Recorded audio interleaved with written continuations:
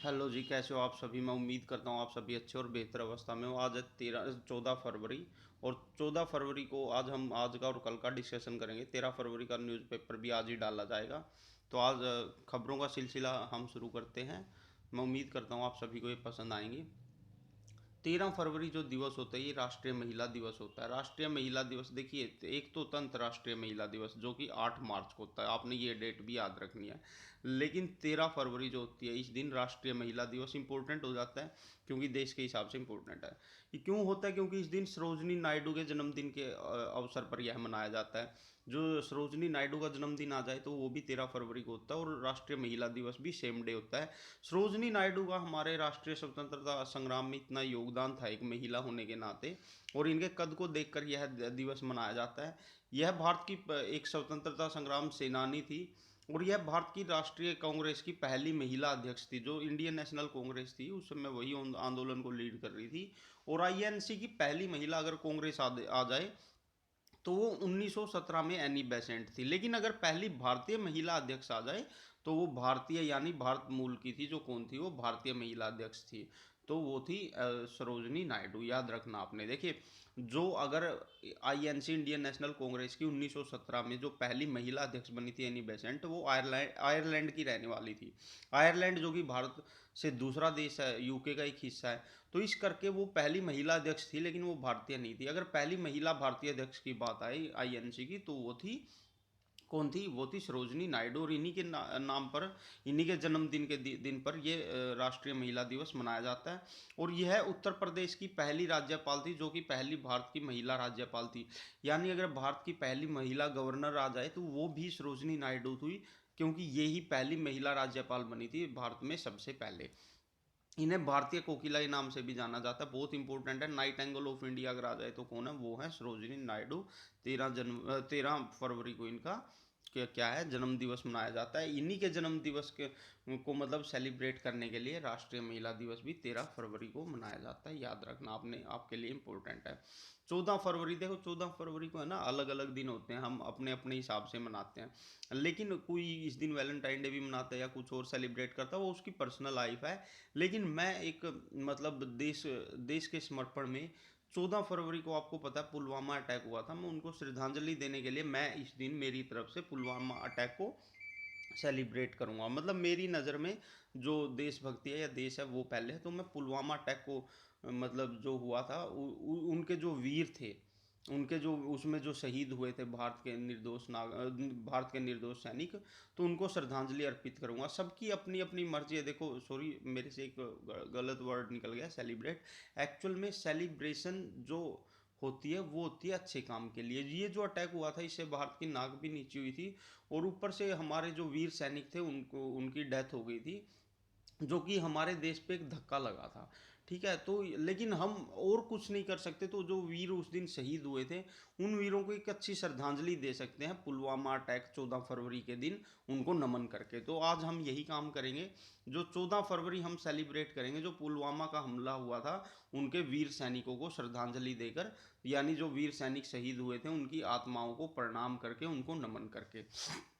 तो आज ही के दिन क्या कर रहा है इसरो, है जो 14 फरवरी को, मैंने आपको बताया था, अर्थ ऑब्जर्वेशन सैटेलाइट लॉन्च कर रहा है, PSLV। ये व्हीकल भी याद रखना है, PSLV C51 के द्वारा। ठीक है। देखो, सेलिब्रेशन का अलग अलग नज़रिया होता है। कोई इस दिन वैलेंटाइन डे मनाता है, कोई नमन करता है वीरों को।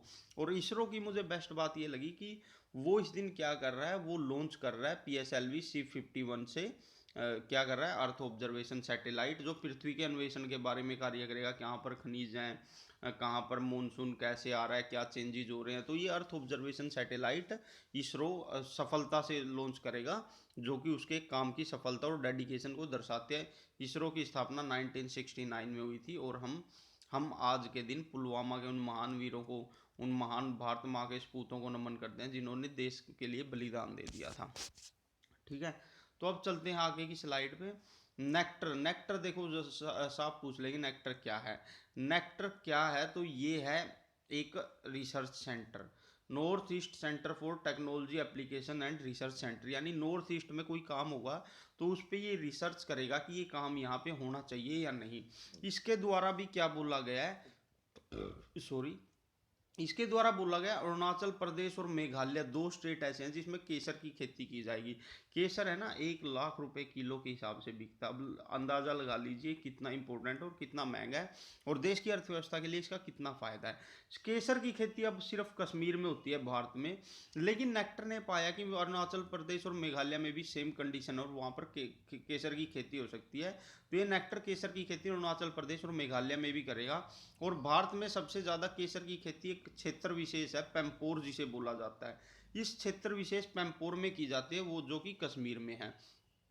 कश्मीर के केसर के बागानों को करेवा के नाम से जाना जाता है, ये भी इम्पोर्टेंट है।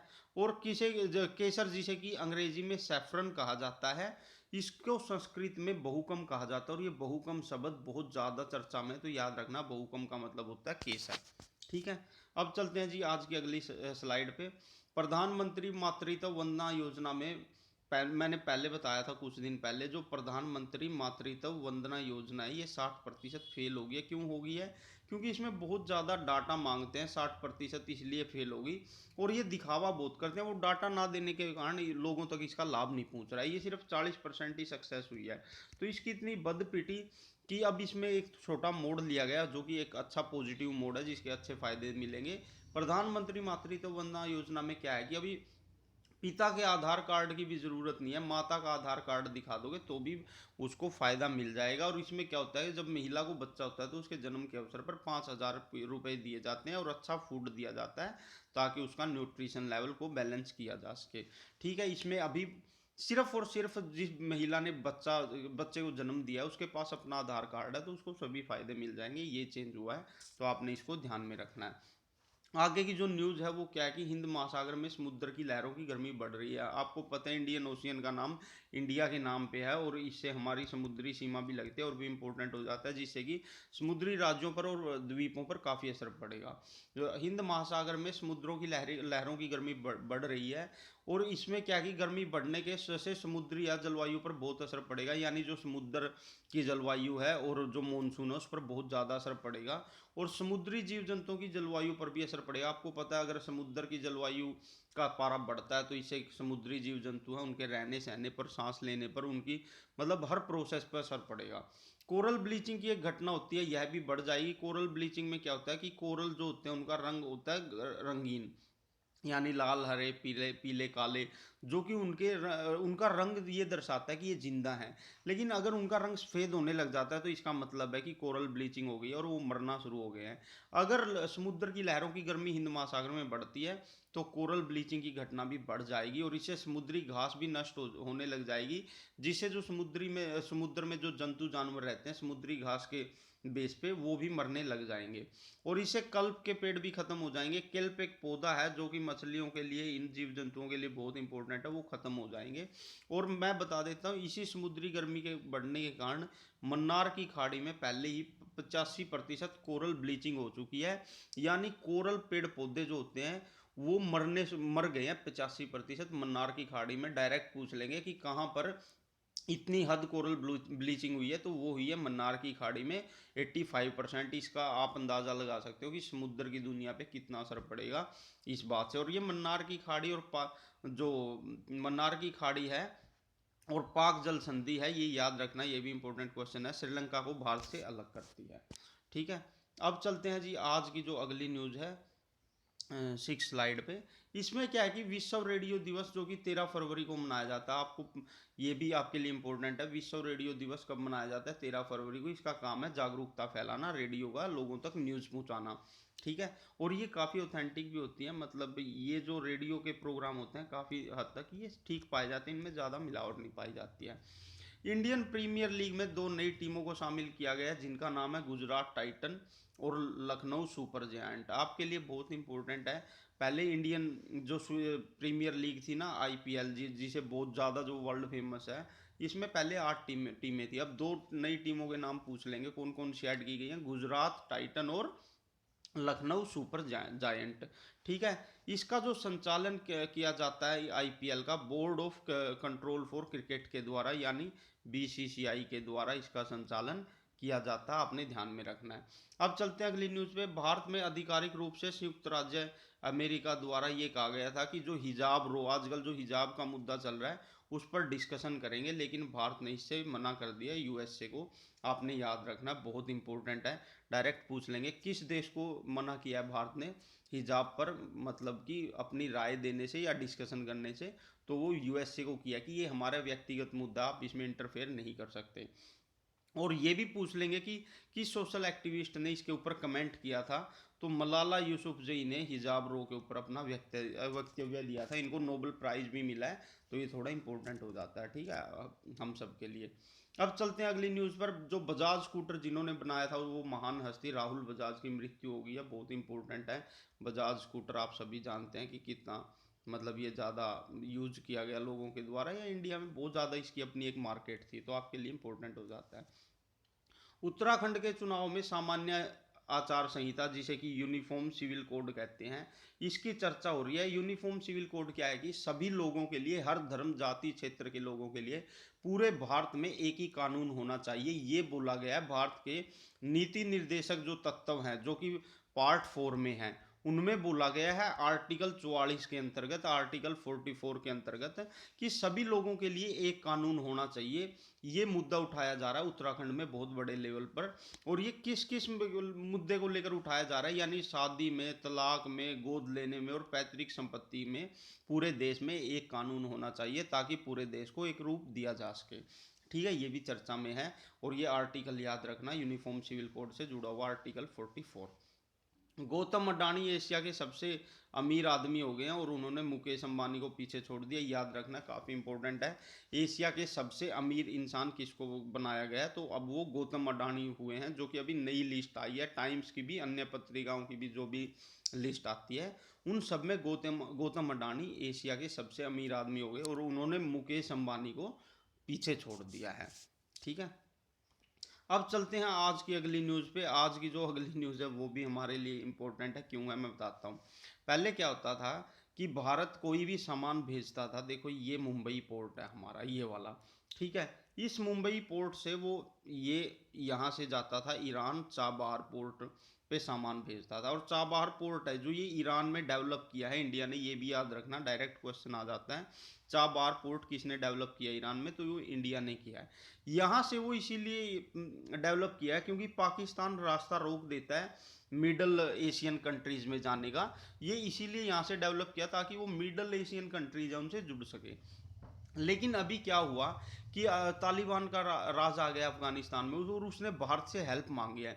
तो भारत ने उसको कहा था अफगानिस्तान को कि पाकिस्तान के रास्ते से वह 50,000 टन गेहूं भेजेगा।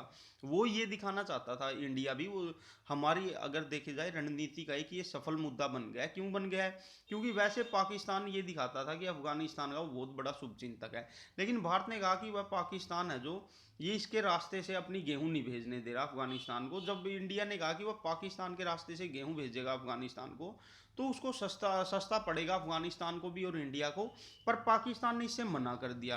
तो भारत इस रणनीति में सफल हो गया, और पाकिस्तान के मना करने के बाद जो वर्ल्ड फूड प्रोग्राम है, विश्व खाद्य प्रोग्राम है, जो कार्यक्रम है विश्व खाद्य कार्यक्रम, उसने भी कहा कि अगर किसी का भला होता है तो आपको करने देना चाहिए, और उसने पाकिस्तान पर प्रेशर डाला।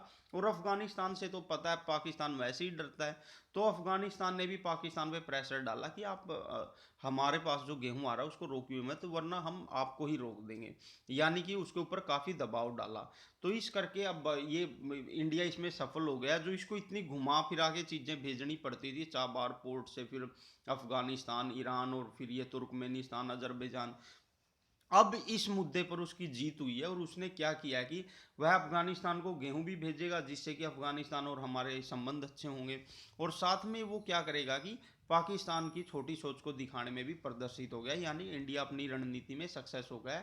और भारत अफगानिस्तान को पाकिस्तान के रास्ते से 50,000 टन गेहूं भेजा। डायरेक्ट पूछ लेंगे किस देश को 50,000 टन गेहूं भेजी है भारत ने, तो वो भेजी है अफगानिस्तान को भेजी है, ठीक है। और कहाँ से भेजी है, वो भेजी है लैंड रूट से, यानी कि पाकिस्तान से।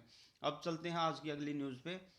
बहुत ज़्यादा इंपॉर्टेंट है, तेजस हमारा है ना वर्ल्ड में बहुत फेमस लड़ाकू विमान है, और ये हल्के लड़ाकू भारतीय विमान है। सिंगापुर में अभी विश्व में की प्रदर्शनी चल रही है और इनमें तेजस लड़ाकू विमानों को बहुत बड़े लेवल पर दिखाया जाएगा। क्यों बड़े लेवल पर दिखाया जाएगा? इनको 2026 तक इतने बड़े स्तर पर बनाया जाएगा कि इनकी बिक्री हो, यानी हमारा जो डिफेंस से जुड़ा हुआ बिजनेस है वो बहुत ज़्यादा फैले। और यह पूर्ण रूप से भारत के द्वारा बनाया गया स्वदेशी लड़ाकू विमान है, यानी जो इसकी टेक्नोलॉजी है और जो इसके कल पुर्जे हैं वो पूरे पूरे भारत द्वारा बनाए गए हैं। तो हमें इससे बहुत ज़्यादा फायदा होगा। और दूसरी बात बता दूं, आज राफेल को भी फ्रांस से जितने मंगवाने थे पूरे के पूरे मंगवा लिए जाएंगे, यानी पिछली साल सिर्फ 5 राफेल आए थे, अब उन्होंने डील कर रखी थी इंडिया ने 34-35 राफेल की, तो पूरा का पूरा जो जत्था मंगवाना था सब मंगवा लिया जाएगा। और इसे ये याद रखना कहाँ पर रखा जाएगा, हरियाणा अंबाला में रखा जाएगा, जो अंबाला कैंट है। ठीक है। इसी के साथ मैं बता देता हूँ, एक विज्ञान ज्योति प्रोग्राम चलाया था जो कि हमारे देश में साइंस में लोगों की भागीदारी, सॉरी स्टूडेंट की भागीदारी बढ़ाने के लिए, खासकर जो स्कूल के स्टूडेंट उनकी भागीदारी बढ़ाने के लिए चलाया गया था। लेकिन इसमें देखा गया कि इसमें बच्चियां हैं, यानी जो लड़कियां हैं वो बहुत कम पार्टिसिपेट कर रही हैं। तो अभी क्या किया जा रहा है, इसका दूसरा फेज चल रहा है और ये 100 जिलों में और फैला दिया गया है। हमारे लिए ये इंपॉर्टेंट है कि इसमें एम्पावरिंग गर्ल इन स्टीम, यानी कि इसमें महिलाओं की, लड़कियों की या बच्चियों की भागीदारी बढ़ाई जाएगी। तो बहुत इंपॉर्टेंट हो जाता है। विज्ञान ज्योति कार्यक्रम किससे जुड़ा हुआ है?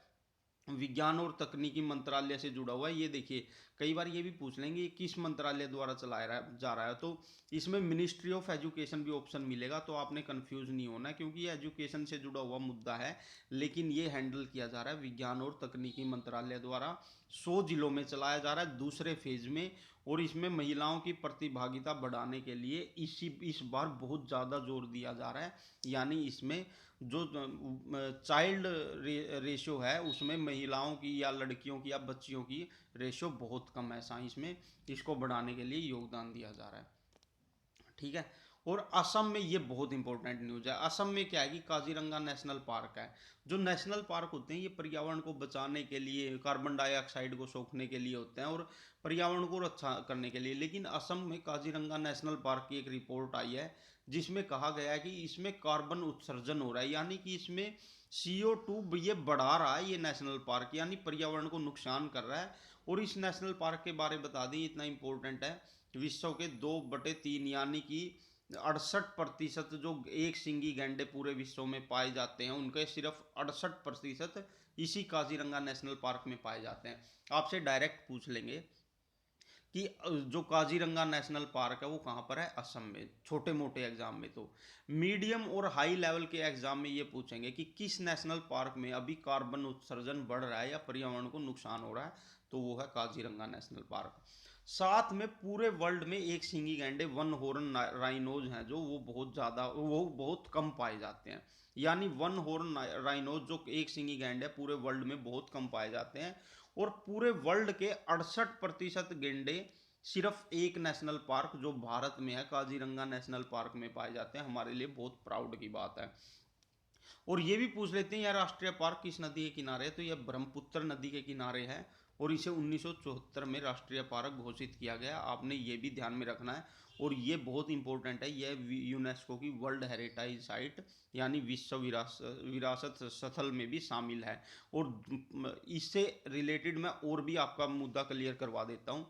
पूरे असम में 7 नेशनल पार्क हैं, आपने ये ध्यान में रखना है। और जो ये 7 नेशनल पार्क है ना, 2 नेशनल पार्क देहिंग पटकाई और रायमोना ये 2021 में ऐड किए गए हैं, लेटेस्ट नेशनल पार्क हैं इंडिया के और असम के, याद रखना, देहिंग पटकाई और रायमोना, तो आपके लिए इंपॉर्टेंट है। बाकी जो 5 नेशनल पार्क हैं उन पे भी बहुत ज़्यादा बार क्वेश्चन पूछे जा चुके हैं स्टेट को लेकर, किस स्टेट में है।